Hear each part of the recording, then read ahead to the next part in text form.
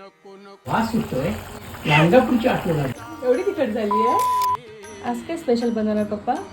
गव्हाची रस्सा भाजी बनवायचा बेत आहे. चला हे टाकतो गव्हामध्ये आणि ते धुवून घेतो. मिक्सरला लावायचं आहे. मग जास्त जरा मोठाच ठेवतो. कढईमध्ये तेलावरती परतून घ्यायची. असा रस्सा भाजी जास्त. एक टमाटर टाकतो. आपला टाकतो 4-5. झालं हे.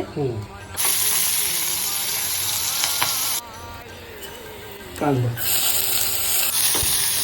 तर कढीपत्ता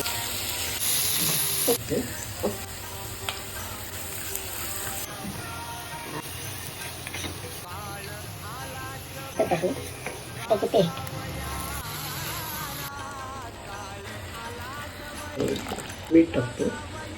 थोडा वेळ भाजी तयार झालेली आहे.